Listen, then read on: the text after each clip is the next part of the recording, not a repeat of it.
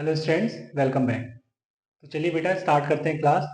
Question लिख दिया है, number of arrangements for 8 people in a row if A and B come together and C always comes after D.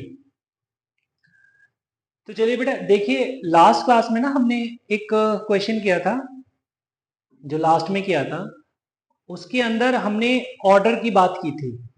Order की कि भाई अगर दो पर्सन के बीच में ऑर्डर है आउट ऑफ n पर्सन, तो n फैक्टोरियल अपॉन 2 फैक्टोरियल लिखेंगे। अगर कल को 3 पर्सन के बीच में ऑर्डर आ है तो हम n फैक्टोरियल अपॉन 3 फैक्टोरियल लिखेंगे। ठीक है, ऐसी कोई बात हुई थी, याद होगा तुमको। तो यहाँ पर बेटा दो पर्सन आ रहे हैं, ठीक है, ए बी। वैसे तो पर्सन जो है वो 8 पीपल के अंदर 4 पर्सन के बीच में बात हो रही है, बट ऑर्डर जो है वो दो पर्सन के बीच में आ रहा है, सी एंड डी। वो कह रहे हैं कि सी ऑलवेज कम्स आफ्टर डी। और यहाँ पे ए और बी की के लिए क्या बात हो रही है कि ए और बी तो साथ में आएंगे, वो ऐसा बोल रहे हैं। अच्छा एक बात बताओ, जब हम ऐसे परम्यूटेशन की बात करते हैं, जब ऑब्जेक्ट हमें साथ रखने हो, पे मान लीजिए कहीं ए बी आ गया, ठीक है, तो बेटा हम नंबर ऑफ परम्यूटेशंस क्या बोलेंगे, या नंबर ऑफ अरेंजमेंट्स कह लो। यहाँ पे टोटल 8 पर्सन है जिनमें ए बी तो साथ में आएंगे। तो ए बी अगर साथ में आएंगे तो स्ट्रिंग मेथड यूज करके हम उनको एक बना देंगे, एक यूनिट। तो 6 + 1 7 यूनिट्स हो जाएंगी। तो जिसके चलते बेटा 7 फैक्टोरियल मैं लिखूंगा। ठीक है, अभी पूरा आंसर नहीं हुआ है ये, 7 फैक्टोरियल में लिखूंगा। अब इसमें और क्या चीजें हो रही हैं। कोई बच्चा बोलेगा सर 7 फैक्टोरियल लिखा आपने, अब सर ए बी आपस में तो अरेंज किए जा सकते हैं। तो मैंने कहा चलो हाँ 2 फैक्टोरियल भी लिख दो। क्या कोई और कंडीशन भी क्वेश्चन में है? बच्चे बोलेंगे हाँ सर, ये बोल रहे हैं कि सी ऑलवेज कम्स आफ्टर डी। तो सर अगर बात हो रही है दो पर्सन के बीच में ऑर्डर की, तो सर हम इसे बाय 2 कर दें, मतलब बाय 2 फैक्टोरियल लिख लें, मतलब 2 फैक्टोरियल से डिवाइड कर दें। फिर से बोलो, ये 2 फैक्टोरियल किसके लिए है?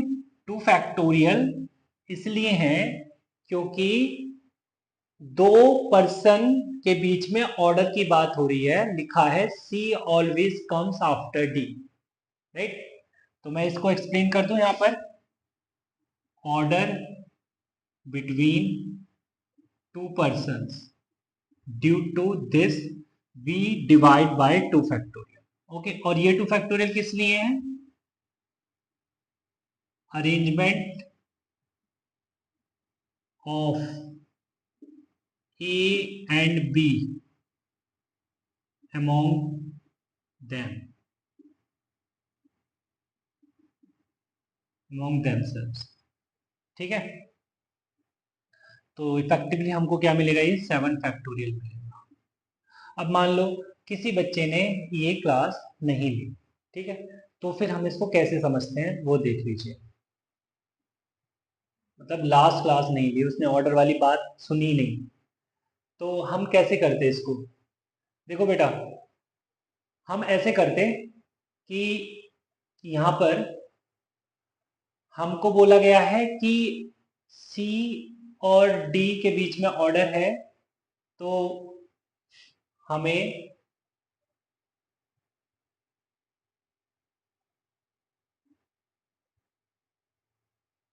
सी पहले चाहिए और डी बाद में। ठीक, तो वो कहेंगे और बेटा ए बी तो साथ में है ना, ए बी तो कहीं साथ में है। तो टोटल हमें यूनिट दिख रही है बेटा 7। तो पहले तो लिखेंगे हम टोटल यूनिट्स। टोटल यूनिट्स है बेटा 6 + 1 7। अब नंबर ऑफ अरेंजमेंट्स करने जा रहे हैं, नंबर ऑफ अरेंजमेंट्स। तो देखो बेटा, यहाँ पे हमें ऐसा दिख रहा है 6 प्लेसेस हैं, सॉरी 7 प्लेसेस हैं। तो 7 प्लेसेस में सी को पहले रखना है और डी को बाद में। ठीक, तो हम क्या करेंगे, 7 प्लेसेस में से किन्हीं भी 2 प्लेसेस को चूज कर लेंगे और इनटू 1 वे में उसको फिल कर देंगे, मतलब सी पहले डी बाद में। Okay, very good. इनटू, अब क्या कर रहे हैं हम बच्चे, 5 को हम एज इट इज अरेंज कर देंगे 5 फैक्टोरियल बेस में। ओके, कोई दिक्कत है? बच्चे बोलेंगे हाँ सर दिक्कत है। ये 5 फैक्टोरियल तो मैं समझ गया सर कि आपने सी डी को अलग निकाल लिया 7 यूनिट से, तो बच्चे 5, बट सर जो 1 यूनिट है उसमें ए बी आ रहा है और ए बी आपस में तो अरेंज किए जा सकते हैं, तो आप उसे सर 2 फैक्टोरियल से मल्टीप्लाई तो कर दीजिए। तो बेटा यहाँ पे 7C2 को लिखेंगे 7 factorial upon 2 factorial into 5 factorial into 5 factorial into 2 factorial, 2 factorial 2 factorial 5 factorial 5 factorial cancel out हो गया बेटा, हमको मिल गया आंसर 7 फैक्टोरियल। ठीक है, चलिए तो ऐसे समझ लेते हैं, कोई दिक्कत नहीं है। चलिए बेटा आगे चलते हैं। चलिए बच्चे, तो क्वेश्चन लिख दिया है, order of interviews for 6 person, 3 child and 3 mom, such that no child will be interviewed before his mother। ठीक है, क्वेश्चन क्लियर है? यहाँ पे बेटा इंटरव्यू कराने हैं मदर और उसके चाइल्ड के, बट कंडीशन ये है कि मॉम से पहले चाइल्ड का इंटरव्यू नहीं होगा, मतलब पहले मॉम का होगा फिर चाइल्ड का होगा। ठीक है, तो मान लीजिए जैसे हम यहाँ पे 6 बॉक्स दिखाते हैं और इन 6 बॉक्स से में कुछ इस तरीके से भरेंगे कि पहले मॉम आए फिर चाइल्ड आए। मैं क्या करने जा रहा हूँ बेटा कि 2 प्लेसेस को सेलेक्ट करने जा रहा हूँ, out of 6 we are selecting 2, और उनको फिल करूंगा मैं एक ही तरीके से। एक वो तरीका क्या है कि पहले मॉम और फिर चाइल्ड, मॉम 1 उसे चाइल्ड 1। ठीक है, मतलब चाइल्ड 1 कहीं भी जा सकता है, बट मॉम तो उसके पहले आ गई ना। फिर out of 4 I am selecting again 2 places, और फिर उसको मैं एक ही तरीके से भर रहा हूँ, दैट इज पहले मॉम और फिर चाइल्ड, राइट। ओके, एंड फिर 2 प्लेसेस जो रिमेनिंग है उनको मैं सेलेक्ट कर रहा हूँ एंड उनको फिल कर रहा हूँ only in 1 way, that is first mom and then child. ठीक है बेटा, तो इस तरीके से मैं ये देख रहा हूँ कि नंबर ऑफ वेज आ जाएंगे, राइट। इसमें तो कोई दिक्कत नहीं है, आई बात समझ में? क्लियर है? तो इसमें देखिए ऐसा भी नहीं है कि भाई पहले मॉम आ रही है फिर चाइल्ड आ रहा है फिर मॉम आ रही है। कुछ बच्चे अगर ऐसा सोच रहे होते कि सर क्या ऐसा कुछ बनने वाला है क्या, mom child mom child mom child, नहीं ऐसा कुछ नहीं था। ठीक है, तो मैंने यहाँ पर ये तुम्हें दिखा भी दिया। चलिए बेटा नेक्स्ट क्वेश्चन की बात करते हैं। तो चलिए बेटा क्वेश्चन लिख दिया है, a committee of 5 is to be chosen from a group of 9 people, number of ways in which it can be formed if 2 particular persons either serve together or not at all and 2 other particular persons refuse to serve with each other। क्या कहानी है?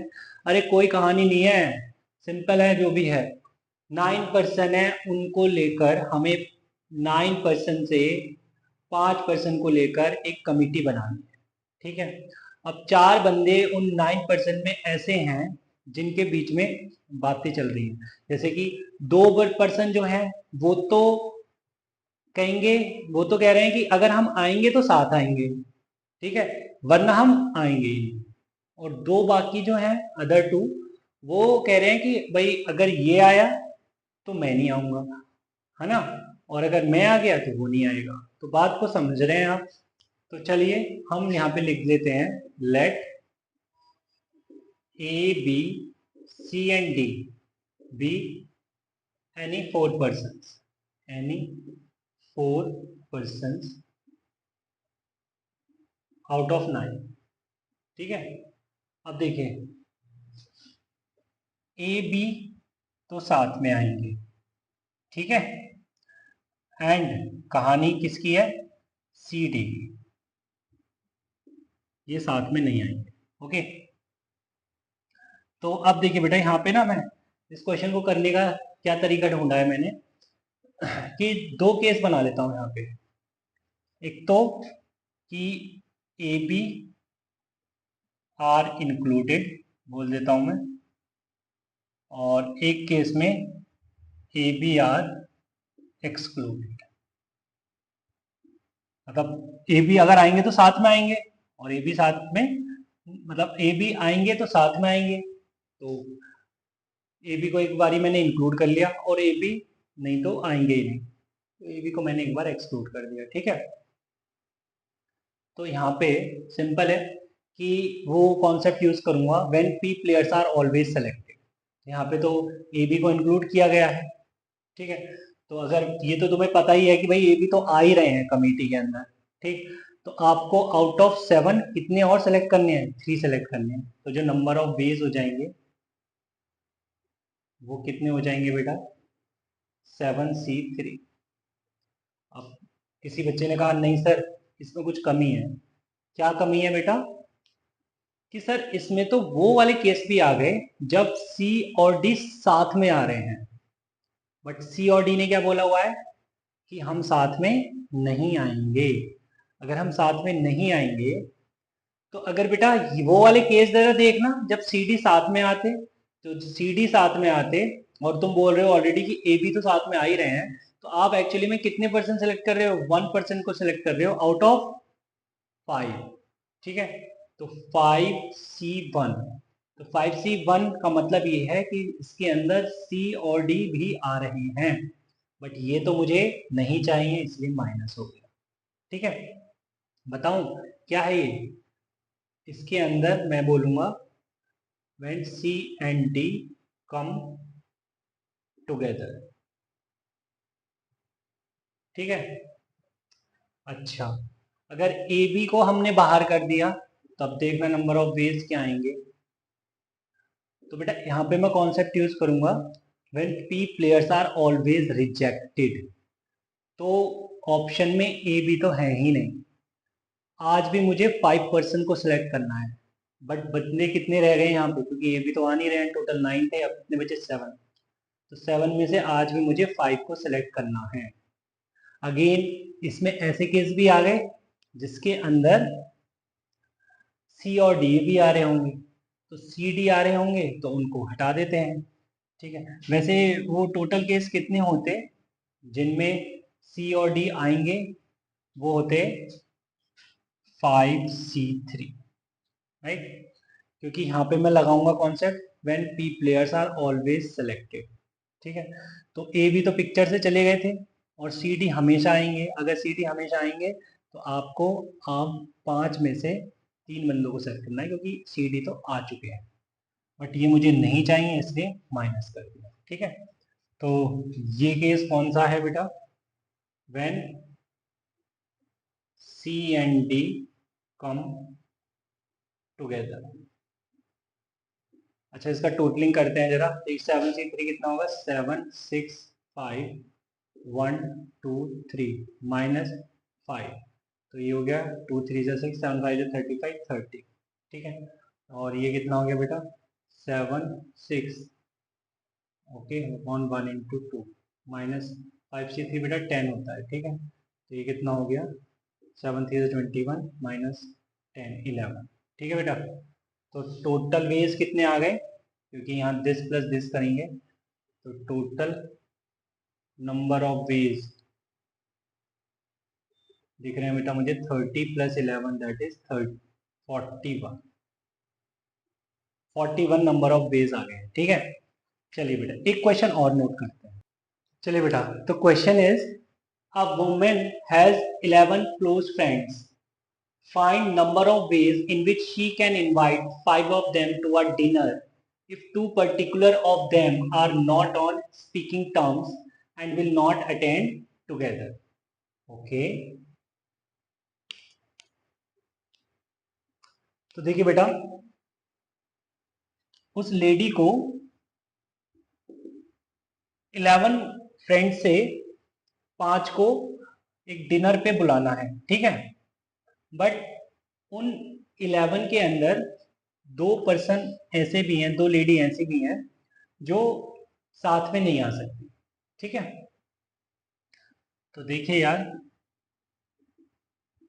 मेरे को तो direct बोलने का मन कर रहा है आंसर इसका। आपने 11 में से 5 को बुला लिया, ठीक है। अगर मान लो बाहर ये सेकंड कंडीशन, ये जो कंडीशन लिखी हुई है वो ना होती तो आप क्या बोलते? इसका आंसर 11 से 5 बोलते। वे आउट ऑफ 11 उसे 5 को सेलेक्ट करना है तो 11 से 5 वेद में सेलेक्ट कर लेगी। बट यहाँ पर वो 2 लेडी भी आ गई साथ में, मतलब इनके अंदर वो सारे कॉम्बिनेशंस बनेंगे ना जब वो लेडी ए और बी साथ में आ गए होंगे, ठीक है। तो वो कॉम्बिनेशंस मैं माइनस कर देता हूँ। तो वो माइनस करूंगा कॉम्बिनेशंस। अब जरा वो देख लेते हैं कि वो कौन से कॉम्बिनेशंस बनेंगे जब ए बी साथ में आ रहे हैं।